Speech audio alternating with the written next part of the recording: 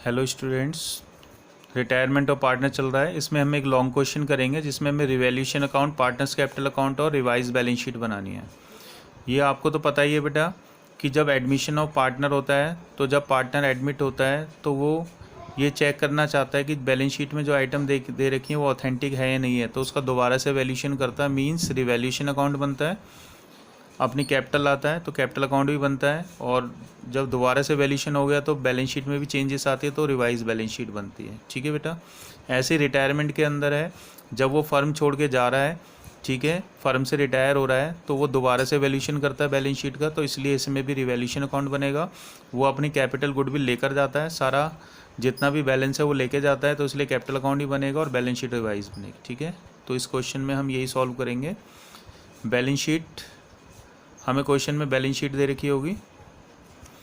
Balance sheet में liability, creditor, BP, reserve, P and L, capitals, और asset side में cash, land and building, plant and machinery, debtor, P and L, goodwill, advertisement, suspense और capital दे रखी होगी। Capital यहाँ भी दे सकता है, यहाँ भी दे सकता है। यहाँ का मतलब नेगेटिव होता है, यहाँ का पॉजिटिव होता है। Assets and liability revalued values are given. Assets और लायबिलिटी की रिवैल्यूड वैल्यू दे रखी होगी कि उनकी मार्केट वैल्यू क्या है। अनरिकॉर्डेड एसेट्स एंड लायबिलिटी भी दे रखी हुई जिनका रिकॉर्ड बैलेंस शीट में नहीं है। Any partner taken any assets, कोई पार्टनर किसी एसेट्स को ले जाता है। C retired from the firm, C retire हो रहा है। Total firms goodwill is given, पूरी फर्म की गुडविल दे रखी होगी। Prepare revaluation account, partners capital account और बैलेंस शीट बनानी है। ठीक है बेटा, तो रिवैल्यूएशन अकाउंट आपको पता ही है कैसे बनाया जाता है, फिर भी मैं एक बार आपसे डिस्कस करता हूँ।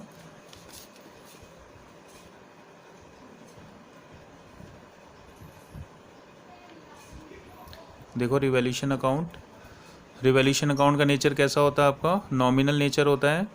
तो नॉमिनल अकाउंट क्या कहता है, debit all expenses and credit all incomes and gains. तो डेबिट में खर्चे आते हैं, तो to decrease in asset, asset हमारी कम हो रही तो डेबिट साइड में लिखेंगे।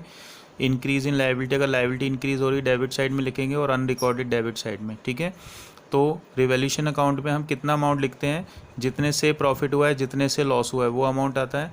तो सेम इधर increase in assets, decrease in liability और अनरिकॉर्डेड एसेट्स। ठीक है बेटा, टोटल कर लेंगे इनका, बैलेंस आएगा तो यहाँ प्रॉफिट आएगा, यहाँ लॉस आएगा।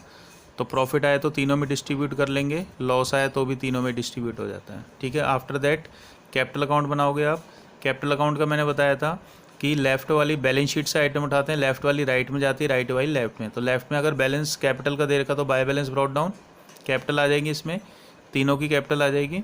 और बाय पी&एल, अगर लायबिलिटी साइड में पी&एल पड़ा हो तो यहाँ डिस्ट्रीब्यूट हो जाएगा तीनों में। रिजर्व फंड डिस्ट्रीब्यूट हो जाएंगे तीनों में। हम सारे रिजर्व फंड ले लेते हैं लेकिन दो को नहीं लेते, एम्प्लॉयज़ प्रोविडेंट फंड और सेविंग फंड को। प्रोविडेंट फंड और सेविंग फंड हमारी लायबिलिटी होती है जो हमें अपने वर्कर को आफ्टर रिटायरमेंट पे करनी पड़ती है। ठीक है, तो इसलिए रिजर्व फंड इसमें डिस्ट्रीब्यूट हो जाएंगे, बस उनको नहीं लेना, एम्प्लॉयज़ प्रोविडेंट फंड और सेविंग फंड को। और बाय रिवैल्यूएशन का प्रॉफिट आ जाएगा इधर। और डेबिट साइड में देखो, अगर हमारे को बैलेंस शीट के एसेट साइड में कैपिटल दे रखी है तो यहाँ आ जाएगी टू बैलेंस में, क्योंकि राइट है लेफ्ट में आ जाएगी। अगर कोई पी&एल पड़ा है राइट साइड में तो लेफ्ट में आ जाएगा, और एडवर्टाइजमेंट सस्पेंस पड़ा है राइट में तो लेफ्ट में आ जाएगा, और गुडविल पड़ी है ओल्ड तो उसको हम राइट ऑफ करते हैं, और ये जो रिवैल्यूएशन का लॉस आया इस तरफ आ जाएगा। अगर कोई पार्टनर एसेट्स को लेके जा रहा है तो उसके अकाउंट से कट हो जाएंगे, तो डेबिट में लिखेंगे टू एसेट्स टेकन ओवर। ठीक है, और लास्ट में हम गुडविल का ट्रीटमेंट करते हैं। इसमें गुडविल का ट्रीटमेंट क्या है, रिमेनिंग टू रिटायरिंग। तो रिमेनिंग का A is capital, B is capital to C is capital. तो अब इसको हमने अकाउंट में डालना है, तो जो डेबिट वाले हैं वो क्रेडिट में आ जाएगा, क्रेडिट वाले डेबिट में। By A is capital, by B is capital, amount किस में आ जाएगा आपका, सी में आ जाएगा, और to C is capital, amount A और बी में आ जाएगा। ठीक है बेटा, टोटल कर लो अब इसका।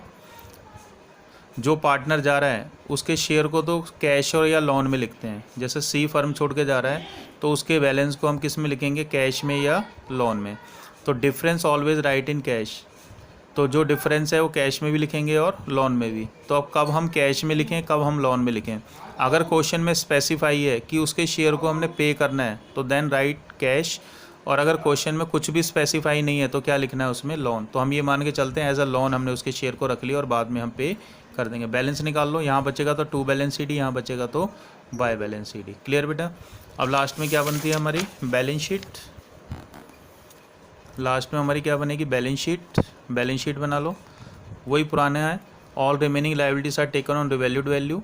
हमने जो भी हमारी लाइबिलिटीज़ बच गई, जो बट गई हैं उनको नहीं लेना, जो डिवाइड हो चुकी है उनके लेना, जो बच गई उनको किस वैल्यू पे, रिवैल्यूड वैल्यू। कम हो रही तो कम करके, ज़्यादा हो रही है तो ज़्यादा करके। अनरिकॉर्डेड लाइबिलिटीज़ आ जाएंगी आपकी, और सी को एज अ लोन रखा है तो सी का लोन आ जाएगा, और कैपिटल का बैलेंस आ जाएगा। ऐसे एसेट साइड में आ जाओ।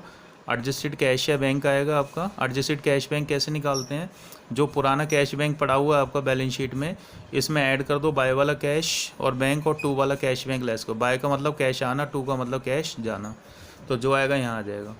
All remaining assets are taken on revalued value. हमने सारी एसेट्स ले लेनी है, किस वैल्यू पे लेना है हमने, रिवैल्यूड वैल्यू पे, जो बच गई हैं एसेट्स। ठीक है बेटा, जो बट गई हैं उनको नहीं लेना दोबारा। और अनरिकॉर्डेड एसेट्स को ले लो, और जो कैपिटल आपकी राइट साइड पे आई तो राइट साइड पे ले लो। ठीक है, टोटल कर लो, टोटल शुड बी इक्वल। ठीक है बेटा, तो इस टाइप से आपने revaluation account, partners capital account और बैलेंस शीट बनाई। अब मैं इसका एक एग्जांपल आपको बताता हूँ बेटा। ठीक है, तो एग्जांपल मेरे नेक्स्ट वीडियो में आएगा। ठीक है बेटा, थैंक यू।